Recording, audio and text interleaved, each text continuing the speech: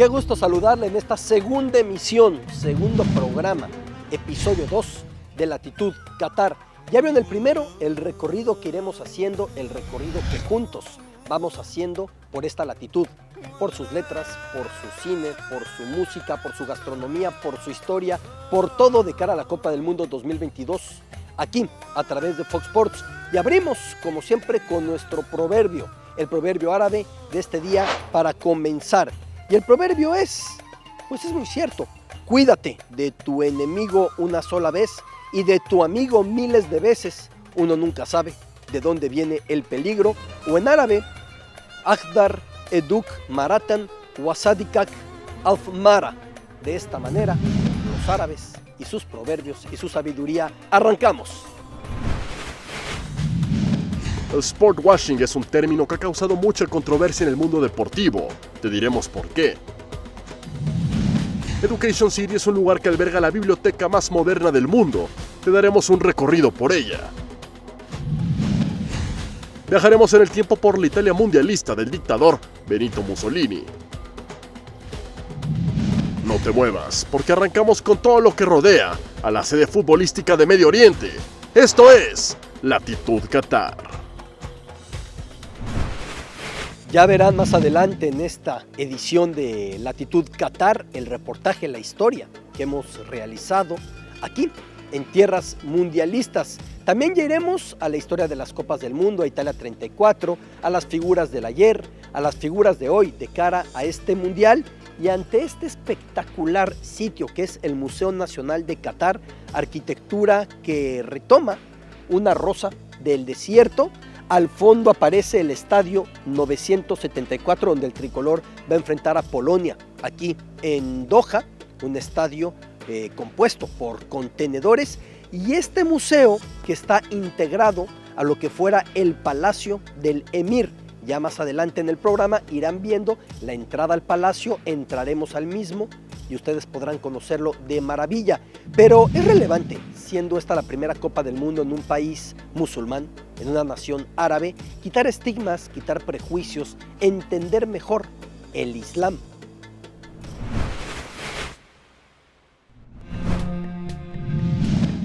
El Corán, llamado por los musulmanes Qur'an al-Karim o recitación sagrada, generosa, noble, es el libro sagrado del Islam. Se conforma por 114 capítulos, asoras o suras, como se les llama, que se plantean. Estos capítulos fueron revelados por Dios al profeta Mahoma a través del arcángel Gabriel, llamado Jibril en árabe. Durante 23 años se dieron estas revelaciones según la tradición musulmana, 23 años comenzados precisamente en Ramadán. Por eso Ramadán es el mes santo, el mes sagrado para los musulmanes. Mahoma, el profeta, no sabía escribir, así que dictaba las revelaciones que recibía a sus seguidores. Quien logra memorizar el Corán con sus 6.236 versos o aleyas es llamado Hafiz o Hafiza en femenino, traducible el término como guardián, porque se convierten en guardianes de esa memoria, de esas letras. A diferencia de otras religiones, el Corán tiene que leerse, debe leerse y rezarse en su versión original en árabe.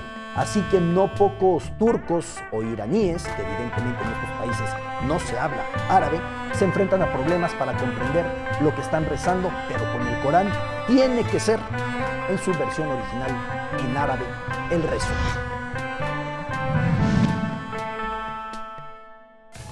Ana Maakom Ingtar, estoy desde Qatar en esta latitud y momento de pasar a los grandes atletas árabes de la historia. En el primer capítulo, en el primer episodio de Latitud Qatar, estuvimos con la gran Hasiba Bulmerka. Es momento de ir con uno de los grandes atletas de todos los tiempos, Hisham El Guerrouj.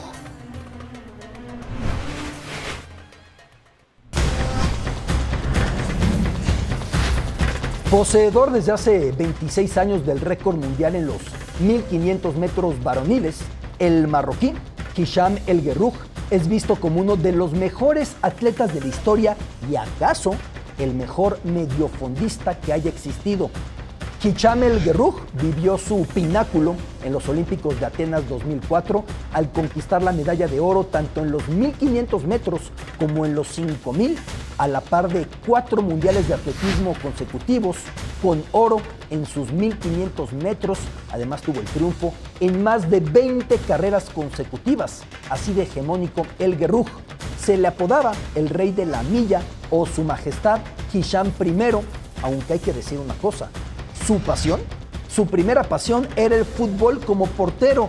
Dejó el fútbol cuando en casa le dijeron que no había dinero para lavarle la ropa a diario. Quedaba con la ropa toda llena de lodo, de tierra por revolcarse, atajando remates. Así que tuvo que dejar el fútbol, dejó de ser portero y se redirigió a un deporte en el que se ensuciara menos. Y así surgió este gran portento olímpico, también un gran filántropo involucrado en numerosas labores humanitarias. Hicham El Guerrouj, ganador del Premio Príncipe de Asturias en 2004. Alan Saadros al-Arabia. Ahora estudiaremos árabe. Algo curioso, cuando la gente escucha la palabra talibán, lo suele relacionar directamente con el régimen extremo en Afganistán. Talibán es estudiante. Taleb es parte del estudiar. Pero es momento de saber presentarnos en árabe. Adelante con la clase.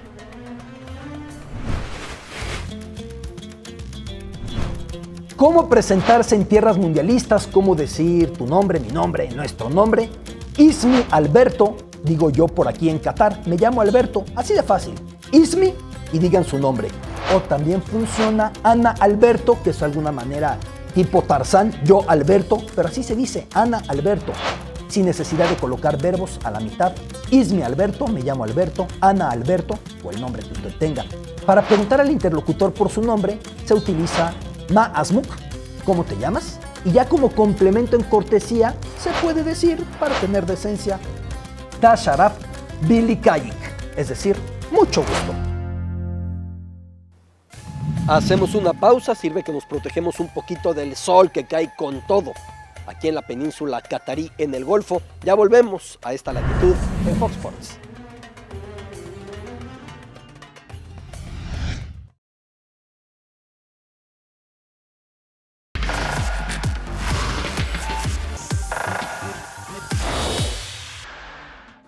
Qatar no es solamente la sede mundialista más pequeña de la historia, lo que son las cosas. Venimos de 2 sedes muy grandes, de hecho 2 de los 5 países más extensos geográficamente, Brasil en 2014, sobre todo Rusia en 2018, pero Qatar es el país 158 del mundo. En extensión territorial, un poco por encima de Jamaica, la isla en el Caribe, de Kosovo, la última porción separada de lo que fuera la extinta Yugoslavia, es más o menos del tamaño del estado mexicano de Querétaro, esta península de Qatar, este emirato.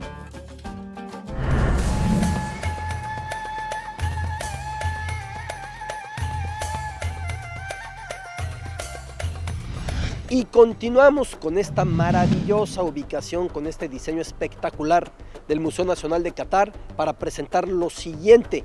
José Leandro Andrade, crack uruguayo en la Copa del Mundo de 1930, crack también en las consecuciones de la medalla de oro para los charrúas en París 1924, en Ámsterdam 1928.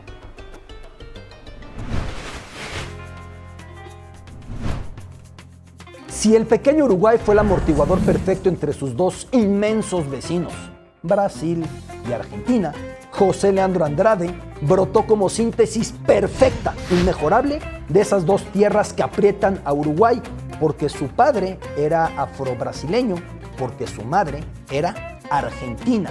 Y el fútbol de José Leandro Andrade era estética, era rebelión. Era ritmo como las intensas percusiones que solía tocar él mismo. Andrade en carnavales era de magia como la tradición de candomblé de su padre, ex esclavo afro-brasileño. Llegó José Leandro Andrade a los Olímpicos de París 1924 como un desconocido al saber que espías de equipos europeos acudían a ver cómo jugaba, cómo entrenaba Uruguay, sin tener noción de que en torno al Río de la Plata ya se jugaba el mejor fútbol del planeta. José Leandro Andrade los confundió. se puso los zapatos al revés, se tropezaba, fingía que no sabía patear la pelota. Una vez llegado el partido debut de Uruguay, despedazó rivales, hacía goles de todas las maneras, con todo y que su posición era más retrasada en la cancha. Así se convirtió Andrade en ídolo popular, una sensación en la noche parisina en aquellos Olímpicos, que incluso llegó a bailar con la celebérrima actriz Josephine Baker, quien más tarde, por cierto, iba a ser espía en la Segunda Guerra Mundial, Josephine Baker. José Leandro Andrade se colgaría otro oro en Ámsterdam 28 y luego sería campeón del mundo en Uruguay 1930.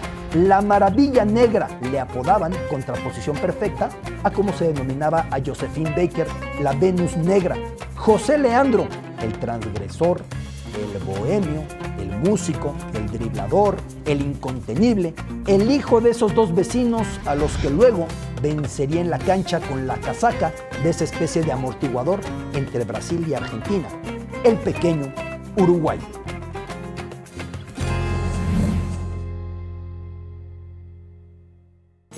Suele haber debate, suele haber una muy complicada discusión en torno a la propiedad de los platillos de la gastronomía árabe. Pasa en todo el mundo, pasa en toda cultura. Los cataríes claman que tienen muchos platillos que a su vez los sirios, los libaneses dicen de ninguna manera, eso no es de Qatar, eso no es del Golfo, eso es de los árabes del norte, de los sirios, de los libaneses, como sea, es lo que se come aquí en tierras mundialistas. Avanzamos con lo siguiente, la gastronomía de Qatar, o para que no se ofendan en Siria y Líbano, la gastronomía árabe.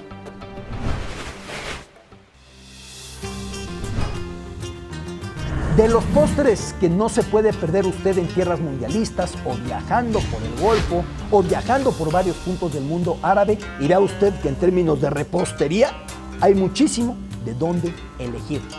El Eish Azaraya.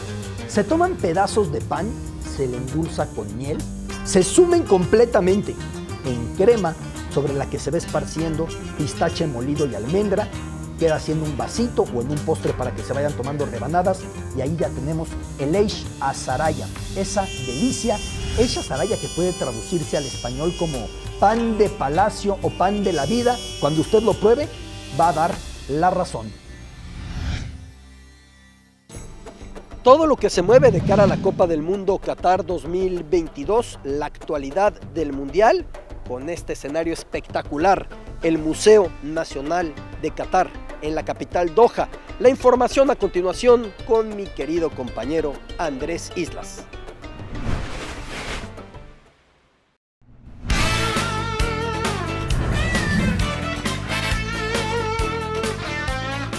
El sueño mundialista cada semana luce más cerca, y a falta de menos de 5 meses para la realización del torneo que paralizará al planeta, se anunció el siguiente paso para la obtención de entradas para los partidos de este certamen. El número de boletos vendidos ascendió a 1.2 millones tras la segunda fase de ventas con una alta demanda, ya que para la primera fase hubo 17 millones de personas en fila y 23.5 millones para la segunda, esta última presentando un mayor número de solicitudes de parte de Argentina, Brasil, Inglaterra, Francia, México, Qatar, Arabia Saudita y los Estados Unidos. De las 3 millones de localidades disponibles, 1.2 ya fueron agotadas, quedando así menos de 1 millón para aficionados y otro millón restante en posesión de FIFA y sus patrocinadores, con costos promedio que van desde los 1,000 hasta los 20,000 pesos mexicanos. Cabe destacar que las entradas aún disponibles para los fanáticos ya no entrarán en sorteo como en las fases anteriores. La mira está puesta al 5 de julio, fecha en la cual se llevará a cabo la próxima etapa de ventas, liberándose así boletos para los primeros que lleguen, siendo hasta cierto punto un poco más justo para quienes estén conectados con tiempo de antelación y así puedan adquirir sus entradas para este magno evento. El tiempo cada vez corre más rápido. En un abrir y cerrar de ojos estaremos disfrutando del inicio de la Copa Mundial, rodando el balón el próximo 21 de noviembre desde tierras cataríes. ¿Y ustedes podrán llegar a conseguir boletos para algún partido del Mundial?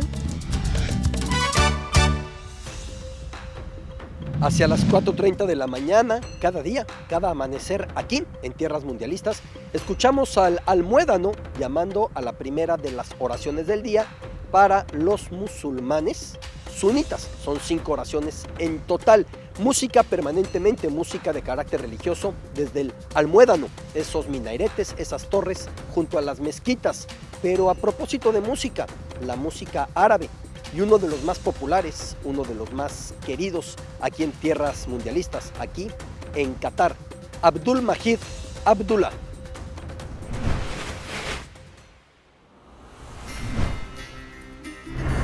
Por 4 décadas, el saudí árabe Abdul Majid Abdullah ha acaparado las listas de canciones más escuchadas en el mundo árabe.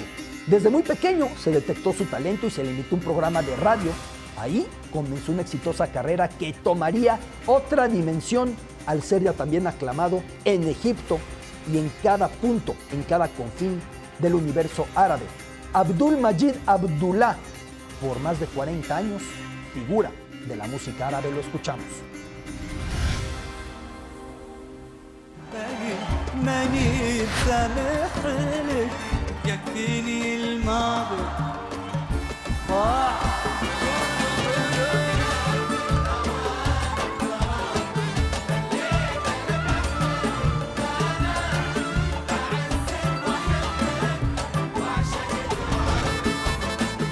Y rápidamente a nuestro momento cripto y mundial de fútbol. Rumbo al Mundial de Qatar, la FIFA tiene como socio a la red blockchain Algorand, buscando el apoyo de esta cadena para desarrollar activos digitales, tecnología directamente aplicada a NFTs o tokens no fungibles, traduciendo, es decir, al universo de las criptomonedas. Desde 2014, la FIFA no había recibido a ningún patrocinador estadounidense nuevo. Esto cambió cuando Algorand, esta cadena de blockchain, llegó como patrocinador de la Copa del Mundo de Qatar. Vale la pena decir que en Qatar están prohibidas las criptomonedas, pero esta alianza con Algorand busca dotar de seguridad digital a los usuarios extranjeros que acudan a la Copa del Mundo. En cuanto se dio el anuncio, la acción de Algorand subió 20%. Hacemos una pausa, tendremos todavía la historia de las Copas del Mundo, la historia que pude realizar aquí en tierras mundialistas y que hoy compartimos, y muchísimo más, letras, cine y cuanto sucede en el mundo árabe, aquí en Latitud Qatar por Fox Sports.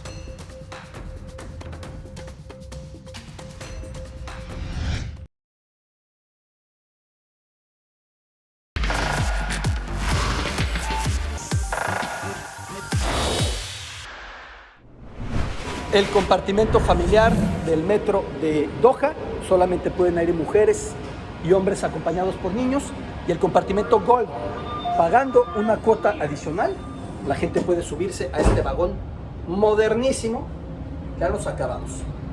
Dicen que es el metro más lujoso y cómodo del planeta, si la gente quiere pagar y gastar el compartimento de lujo con una cantidad adicional. Y así el recorrido. Ahora, si nos movemos del compartimento Gold, el compartimento de lujo, este es el compartimento normal, es el familiar. Nos sucedió que sin darnos cuenta íbamos en el familiar, no vimos el letrero, no lo sabíamos, y había puras mujeres, nos llamó la atención y muy respetuosamente nos dijeron: normalmente aquí los hombres solamente pueden ir si van acompañados de niños porque es familiar, para mujeres o para hombres con niños, y ya después vienen los compartimentos estándar para el que los quiera utilizar. No es el lujo del Gold, pero sigue siendo un metro espectacular y muy moderno.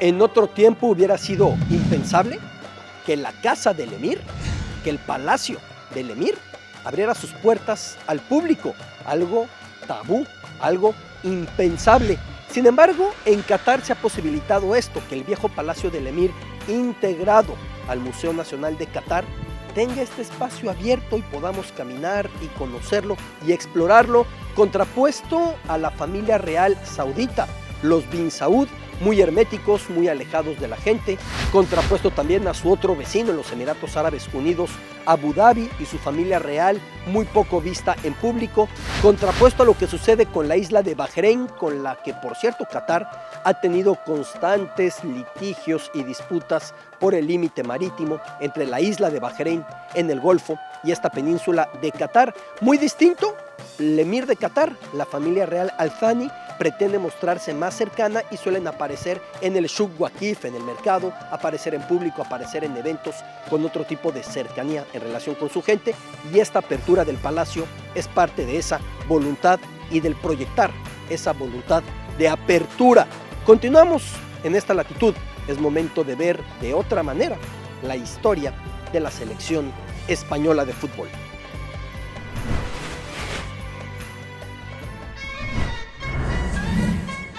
Guerras, dictaduras, represión, independentismo. El muy agitado siglo XX español también lo fue para la selección nacional de este país, para la Roja. En los Olímpicos de Amberes 1920, en esta ciudad de Bélgica, nacía el apodo. España, por entonces plagado su equipo nacional de futbolistas vascos, siempre rudos, que siempre iban con todo, recibió el apodo de La Furia. José María Belaustegui-Goitia, abreviado en Belauste el apellido, medía 1,93 de estatura, pesaba 100 kilos de músculo y estaban en la cancha en un partido y gritó en aquellos Olímpicos de Amberes 1920 a su compañero Sabino Bilbao: "A mí el pelotón, Sabino, que los arroyo", es decir, pásame la pelota. Belauste recibió la pelota o el balón o el pelotón, como él le llamaba, y arrolló a cuanto defensa emergió hasta anotar. Ahí se puso el apodo a la selección española de La Furia. Paradojas de la historia con el creador o la persona que dio pie a este apodo de La Furia, porque Belauste reivindicaba la causa vasca. De hecho, su familia era muy cercana a Sabino Arana, el padre del nacionalismo vasco moderno. Las contradicciones iban a continuar siempre en este país de países, en España. Lo mismo, la politización de todo, incluido el fútbol. La dictadura de Primo de Rivera, cerrando el Club Barcelona en 1925 por los silbidos al himno español, y luego la de Franco en los años 40, queriendo que el equipo catalán se rebautizara como Club España. Antes, por cierto, de que el Real Madrid fuera Real, una denominación que apenas recibió en 1920, el equipo madrileño asumía el color morado por la bandera republicana y no por el color de Castilla, aunque muchos han insistido que por eso fue por la bandera republicana. El Madrid no era un club monárquico, sino republicano. En tanto, el Atlético, renombrado Atlético Aviación y próximo a las fuerzas detrás de Franco, o los equipos vascos, cerrados más adelante a futbolistas ajenos a la región, o el torneo de Copa, cambiando de nombre según el momento que se viviera: la Copa de la Coronación de Alfonso XIII, la Copa de la República, la Copa de la España Libre, la Copa del Generalísimo por Franco, finalmente, como en la actualidad, la Copa de Su Majestad el Rey. E inevitablemente, el matrimonio que terminó por darse entre el régimen franquista y el Real Madrid, una vez que los merengues conquistaron Europa e iban ganando cuanto torneo existía. Gente que nos odiaba ahora nos comprende gracias a vosotros, porque rompisteis muchas murallas, agradecía un ministro de aquella dictadura franquista al Real Madrid, aunque el gran escritor español, Javier Marías, aclara: la gente de izquierdas y la republicana, los derrotados de la guerra civil, preferían al Madrid sobre el Atlético. El Madrid llevaba en su nombre el de la ciudad asediada y bombardeada, mientras que el Atlético Aviación era el equipo de los pilotos franquistas, justamente los que se habían dedicado a bombardear la capital con saña. Guerra civil en la que murieron varios futbolistas, por ejemplo el gran Mochín Triana, en la que estuviera encarcelado y al borde de ser ejecutado Ricardo Zamora, en la que fuera fusilado el presidente barcelonista Josep Sunyol. Llegamos entonces a los años 60. Por mucho tiempo, el franquismo, en su propaganda anticomunista, había difundido que el gran portero soviético Lev Yashin era en realidad un niño vasco secuestrado por los comunistas durante la guerra civil, lo que no tenía ningún fundamento. En su paranoia antiizquierda, iba a promover que España dejara de vestir en rojo, porque el rojo era el color de la izquierda, y además Franco aprovechó la huida de su país de origen, del húngaro Ladislao Kubala, crack del Barcelona, para enfatizar los males del comunismo. Incluso aparece Kubala en alguna película como Los Ases buscan la paz.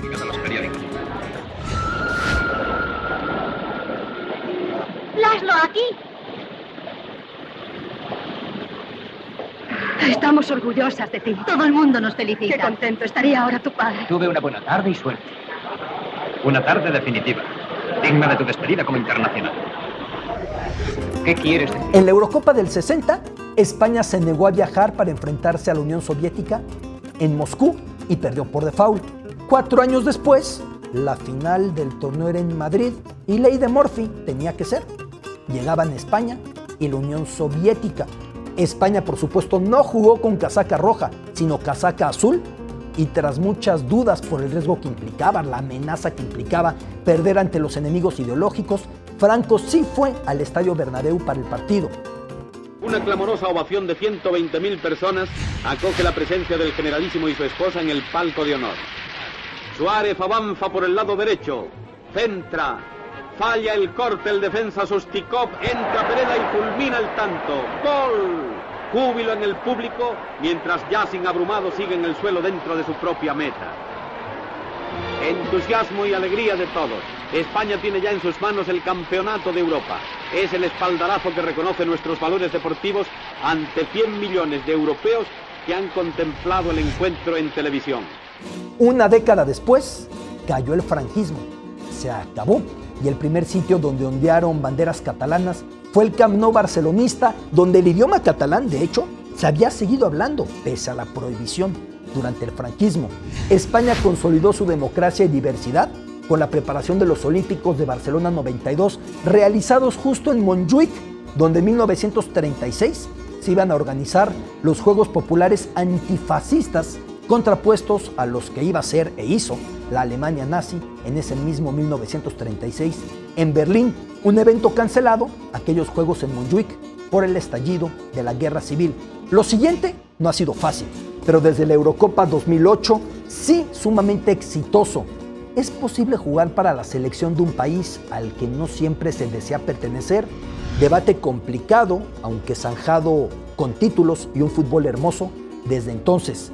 Aquella imagen de Xavi y Puyol, catalanes, en el Soccer City de Johannesburgo, celebrando la corona mundial española con una bandera catalana, quizás sea el mejor resumen de ese ser y ese no ser. Y si un personaje tiene todo acceso al palacio del emir, pero al que lo reciben, el que reside, no en este que fuera en el pasado, si alguien tiene acceso a la familia real catarí, es Nasser Al-Khelaifi, el muy poderoso presidente del Paris Saint-Germain, nuestro personaje catarí de esta emisión en Latitud Qatar.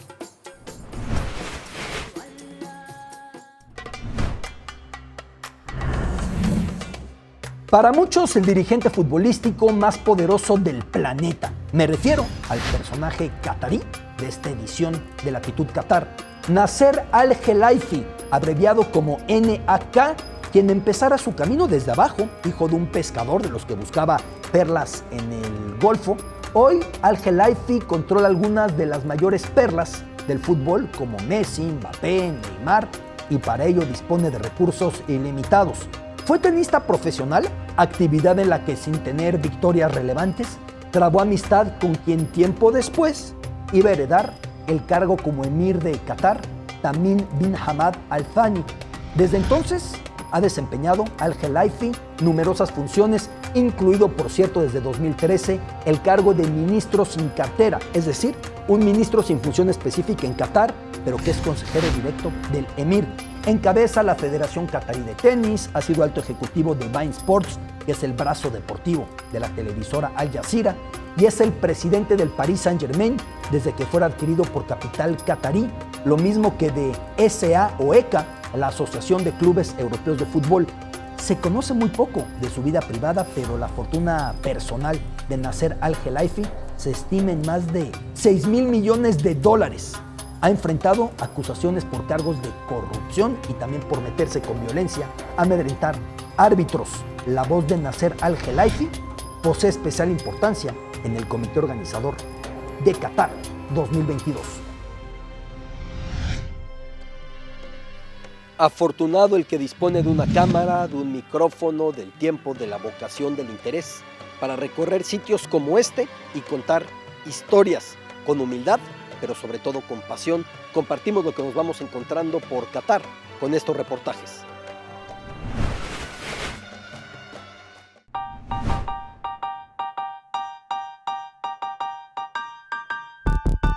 Le llaman la ciudad de la educación, 10 kilómetros al oeste del corazón de Doha, y aquí está la biblioteca más moderna del mundo.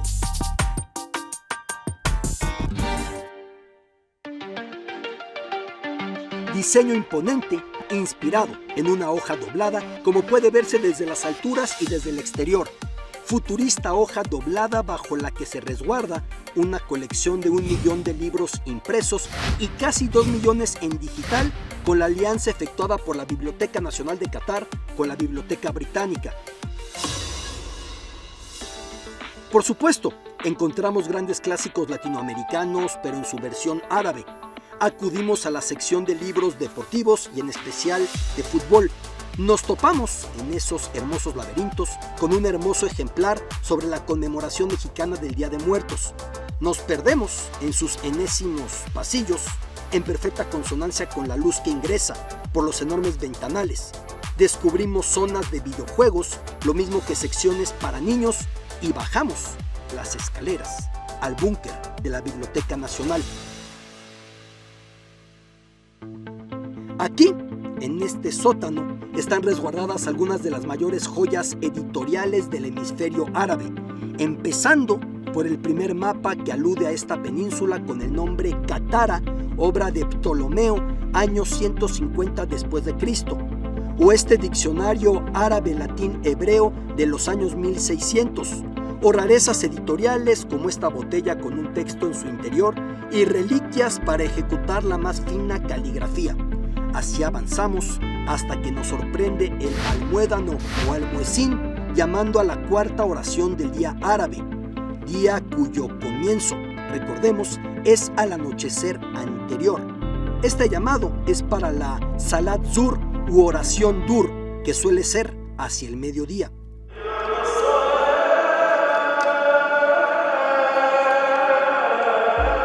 Solo después continuamos. Secciones especiales de cine catarí, una obra de Baya Majedin, la artista argelina que inspirara profundamente a Pablo Picasso, alusiones a derechos de la mujer, algo especial del Nobel egipcio Naguib Mahfouz, Coranes de enorme antigüedad, todo esto a la vuelta de un estadio mundialista que asomaba en el sorteo como parte del camino del tricolor. Quizá lo primero que viene a la mente de quien ha estado cerca de los preparativos cataríes para el Mundial 2022 al escuchar Education City o Ciudad de la Educación es este estadio en el que, por cierto, iba a ser el partido México-Argentina, así había planteado el torneo, pero siendo para 40,000 personas y con la afluencia que suelen tener tricolores y albicelestes en un Mundial, lo mudaron al estadio Lusail o Lusail para 80,000. Este estadio, Education City, mundialista, se encuentra en un complejo espectacular de la Qatar Foundation, rodeado por sucursales de algunas de las universidades más prestigiadas del mundo, pegado a acaso la biblioteca más inolvidable.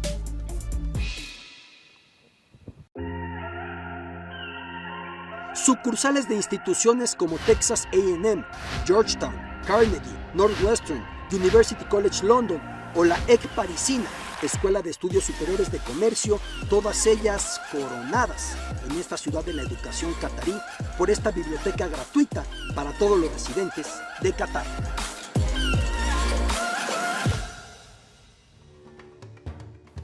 La película del día, una película que estremece, que lacera, que duele mucho, de los relatos más poderosos de aquella incursión estadounidense tan violenta, tan absurda en Irak un par de décadas atrás. Las tortugas pueden volar.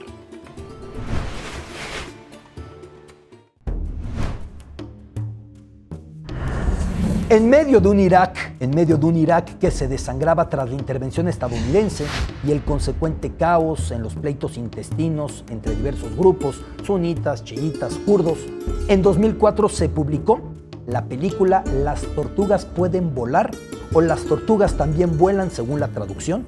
De hecho, fue la primera película filmada en Irak desde la caída de Saddam Hussein. Trata sobre unos niños en la frontera iraquí con Turquía que buscan minas antipersonas para venderlas con el riesgo que esto supone. A la par, intentan sintonizar noticias para entender la frágil realidad política de su país entre la represión de la dictadura de Saddam y una guerra, una invasión que está por comenzar. Vale la pena mencionar que esta película, que la recomiendo tremendamente, le va a estremecer. No es en árabe, sino en kurdo, pero la hemos incluido en este recorrido porque es imprescindible lo que nos muestra del mundo árabe y de lo que Irak ha vivido.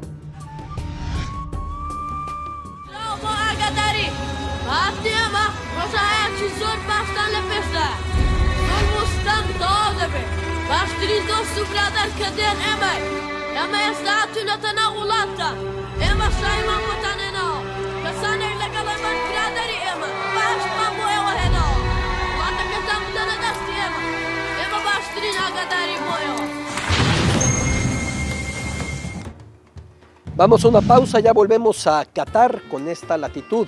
Segundo episodio, segundo programa, segunda escala rumbo a la Copa del Mundo Qatar 2022, aquí en Fox Sports.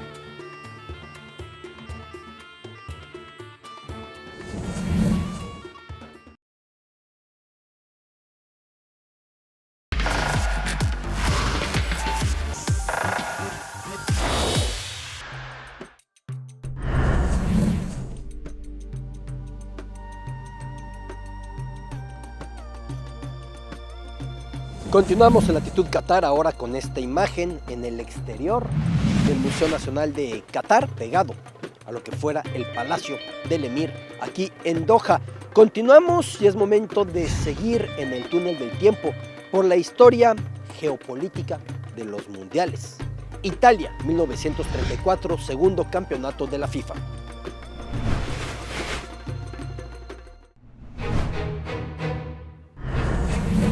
El menos futbolero de los líderes políticos que Italia haya tenido en el último siglo y, sin embargo, el que mayor uso político dio al fútbol. A Benito Mussolini le aburría ese juego del que obtendría tan enorme crédito. Una de sus principales medidas al encabezar el gobierno fue comisionar que se creara un torneo de liga centralizado y así nació la Serie A, que se mantiene ya profesional y que naciera, por cierto, a fines de los años 20. Así también se mantuvo el nombre del calcio fiorentino para llamar al fútbol y pulirlo de influencias extranjeras. Nada que fútbol como los británicos. Calcio fiorentino, como en la Edad Media, en lo que iba a ser la Italia moderna en ese territorio. Al tiempo, se iban construyendo estadios que servían para dos propósitos en la Italia de Mussolini: exponer el músculo industrial de ese nuevo país, apegado al glorioso pasado romano de coliseos, y crear también, al interior de la Italia de Mussolini, una fuerza patriótica, fútbol de por medio. En un país con escaso medio siglo de haberse unificado y numerosos desencuentros, del uniforme azzurro tenían que surgir unión y orgullo nacional.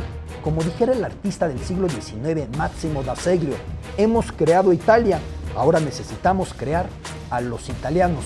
Así que cuando en 1932 se buscaba una nación sede para recibir el Mundial, Italia ofreció montos y condiciones que la FIFA jamás se había imaginado. El segundo torneo, por supuesto, sería bajo el paraguas fascista. Los partidos comenzarían bajo clamores de Italia Duce, cargo de honor de Mussolini. El saludo fascista se vería por doquier, en la cancha, en las gradas, en todos lados. Miles de camisas negras, la tropa más leal a Mussolini, tomarían las gradas. Y el Duce, Benito Mussolini, acudiría al palco de honor. Como añadido, el estadio de Turín se llamó Estadio Benito Mussolini, el de Roma, el principal para el torneo, Estadio del Partido Nacional Fascista.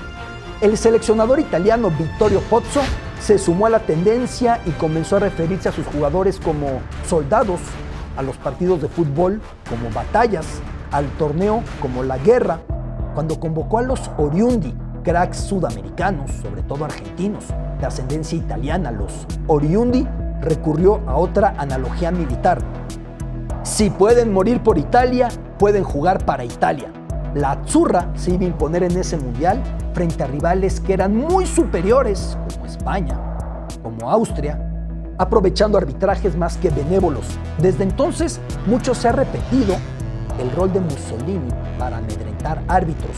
Por ejemplo, se asegura que el propio Mussolini eligió al silbante sueco Ivan Eklund para la semifinal y conforme con cómo pitó, Mussolini dijo que repita en la final, que por supuesto ganó Italia.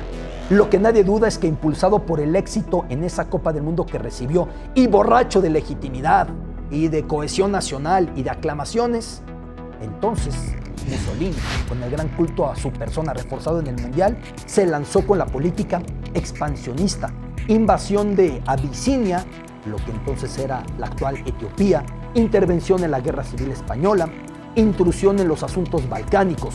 El fútbol que con tanta desidia Benito Mussolini había visto, le pagó caro y se apegó a los ideales de heroísmo y disciplina de su himno fascista, Giovinezza. Ahí quedó la imagen de la Copa del Duce, mucho más grande que la Jules Rimet, que entregara Mussolini al once italiano tras coronarse en la Copa del Mundo del 34. Ahí quedó también el águila imperial romana que regalara a los árbitros que tanto cooperaron para llevar a Italia al título. Un mundial por siempre marcado por la manipulación, un mundial por siempre marcado por haber sido utilizado para maquillar a un régimen fascista y además lanzar a Mussolini a lo que sería la incursión en conflictos balcánicos, la invasión de la entonces Abisinia, Etiopía y tantos episodios más de la Italia fascista de Mussolini y aquel mundial del 34. Cambiamos de tema.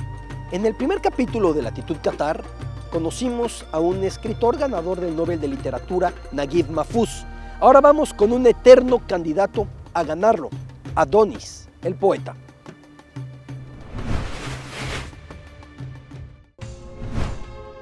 Uno de los más recurrentes candidatos, de los que siempre está en la lista a ganar el Nobel de Literatura, el poeta sirio Ali Ahmad Said Esber, conocido mundialmente por el seudónimo Adonis.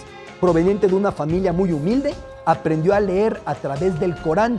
A los 14 años recitó un poema ante el entonces presidente sirio, quien conmovido le dijo: ¿qué quieres que te demos, niño?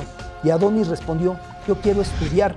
Y así empezó un camino en el que con esos estudios y su trayectoria en las letras ha cambiado para siempre la literatura árabe desde su muy poderosa y muy longeva creación. Activista por la paz, activista por la diversidad, el poeta Adonis fue encarcelado en Siria, se refugió en París tras pasar por Líbano. Sus posiciones poco religiosas le han supuesto amenazas de muerte desde grupos extremos. En los años 80 llenó en Bagdad, en Irak, un estadio de fútbol, 50,000 personas, para escucharlo recitar. Comparto unos versos de su poema Homenaje a la Soledad.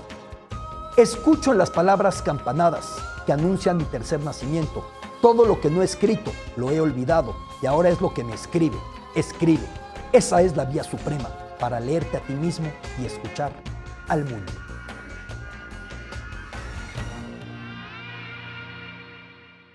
Y como a cada emisión contamos con la voz del embajador de Qatar en México, orientando, explicando a decenas de miles de mexicanos que desean venir aquí a Qatar para el Mundial.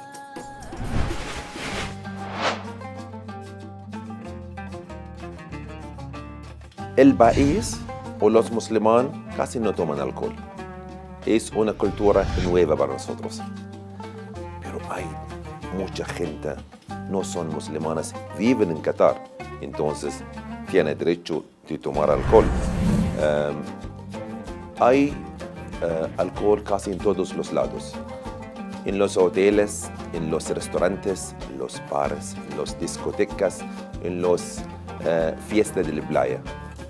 Y en el fan zone durante el mundial. Pero no puedes tomar en el asiento, en el estadio. ¿Quieres tomar alcohol? Si puedes, en el fan zone fuera. Y después puedes regresar, solo para controlar la gente. Y mientras que nosotros nos preparamos para la Copa del Mundo de Qatar 2022, estudiando árabe, con estas cápsulas, con estos programas y demás, ¿cómo se prepara la selección mexicana? Todo en relación con el tricolor, en voz de su sombra, el gran Rubén Rodríguez. Hola Beto, segunda semana y así es al tanto contigo, la selección mexicana continúa sus trabajos. El tema de Gerardo Martino y su continuidad. A mí me parece primeramente irresponsable que se hable de una continuidad del técnico cuando hay dos cosas que están en el alambre. Y me imagino que en tela de juicio, que es hacer una generación nueva de futbolistas mexicanos en donde Gerardo Martino está claro que no le gustan los jóvenes mexicanos, no le gusta el futbolista joven, él va por la experiencia. Y segundo, tener la certeza de competir de manera distinta. Y cuando tú te has enfrentado, como México, a los rivales tú, a los rivales que siempre te eliminan, llámese Argentina, Uruguay, Alemania, Brasil, Francia, etcétera, México ha salido vapuleado. Me parece que es un tema constante en los resultados. Entonces me parece que es irresponsable. Ahora, en la mesa, evidentemente, conociendo a los directivos mexicanos, va a estar la renovación en automático, Se la van a poner, pero creo que Martino es el que va a decidir, por más que nos volvamos locos, por más que digamos cómo puede ser posible, creo que Martino es el que va a decidir. Yo lo veo desgastado, esa silla cansa, deteriora, ¿sí? Aburre, harta al técnico. Todos los que han llegado 3 años después salen con otra mentalidad, con otra cabeza, físicamente devastados, físicamente desgastados. Me parece que Gerardo Martino tendrá la oportunidad de decidir si sí o si no. Ahora, tú me dirás, bueno, y si se va Martino, ¿a quién ponemos o quién están viendo?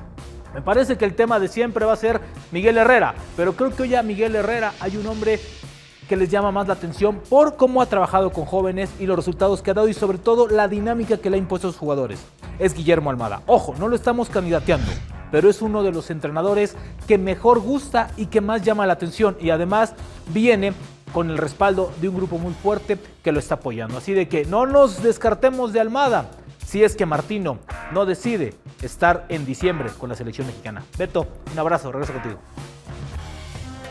Y ahora pasamos a las controversias, a las polémicas que han rodeado a Qatar como sede de la Copa del Mundo de este año.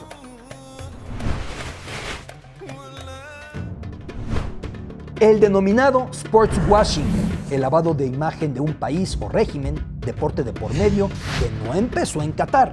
Ya hemos dicho recientemente del Mundial del 34 o los Olímpicos de Berlín 36 del régimen nazi, que normalizaron y posicionaron a regímenes siniestros, o aquella pelea de box en los años 70, en el 74, Ali contra Foreman en Zaire, actual Congo, para dar legitimidad al dictador Mobutu.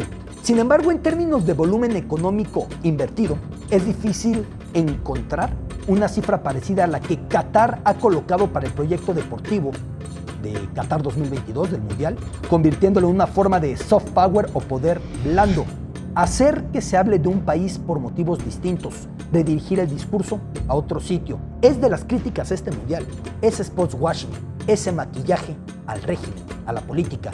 Visto bajo ese prisma político, el fichaje de Neymar de 222 millones de euros, o la renovación millonaria de Mbappé, o las condiciones contractuales de Messi, hasta son baratas para las finanzas cataríes con lo que reciben a cambio. La polémica en ese sentido debe admitir, todo país que recibe un evento de la dimensión de un mundial lo aprovecha de muchas maneras para posicionar un mensaje político. Precedentes abundan.